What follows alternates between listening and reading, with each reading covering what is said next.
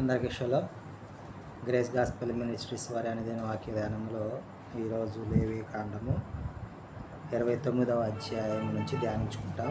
ఒక పల్లవి పాడి. ఈ భూమిలో రాజు నీవే, నా హృదిలో శాంతి నీవే. ఈ భూమిలో రాజు నీవే, నా హృదిలో శాంతి నీవే. కుమ్మరించుము నీదు ఆత్మను, జీవితాంతము నీ సేవ చేసేదన్. కుమ్మరించుము నీదు ఆత్మను, జీవితాంతము నీ సేవ చేసేదన్. నీ చేతితో నన్ను పట్టుకో, నీ ఆత్మతో నన్ను నడుపు. శిల్పి చేతిలో శీలను నేను, అనుక్షణము నన్ను చెక్కుము. శిల్పి చేతిలో శీలను నేను, అనుక్షణము నన్ను చెక్కుము.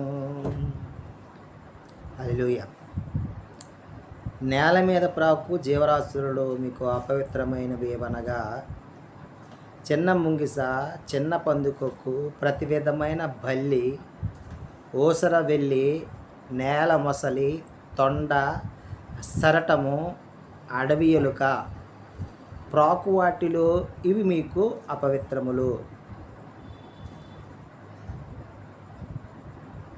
అది చెక్క పాత్రయే కానీ, బట్టియే కానీ, చర్మమే కానీ, సంచియే కానీ, పనిచేయ ఉపకరణము ఏదియో కానీ అయినా దానిని నీళ్ళలో వేయవలను. అది సాయంకాలం వరకు అపవిత్రమైనను, తరువాత అది పవిత్రమగును. తినదగిన ఆహారం అంతటిలో దేని మీద నీళ్ళు పడునో అది అపవిత్రమగును. అట్టి పాత్రలో తాగిన ఏ పానీయమును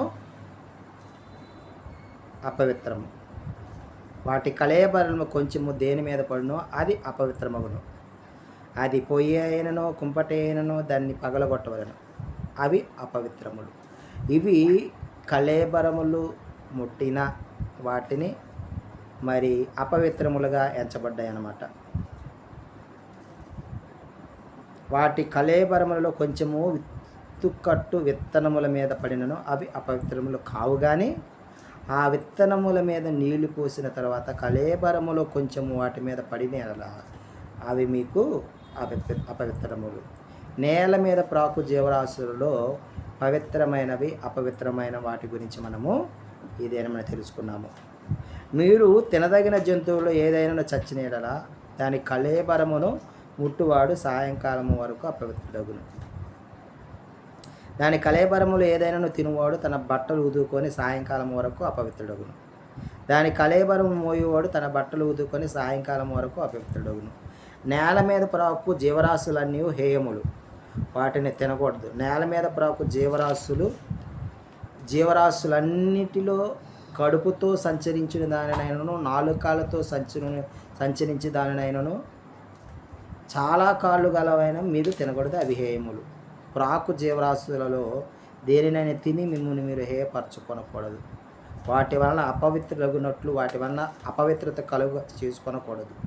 నేను మీ ఎలోహిమైన యావేను, నేను పరిశుద్ధుడును గనుక మీరు పరిశుద్ధులై ఉండినట్లు మిమ్మల్ని మీరు పరిశుద్ధపరచుకొనవలెను. నేల మీద ప్రాకు జీవరాశులు దేని వలన మీరు అపవిత్రపరచుకొనకూడదు. నేను మీకు ఎలోహిమునై ఉండుటకు ఐగుప్తులో నుండి మేము రప్పించిన యెహోవాను.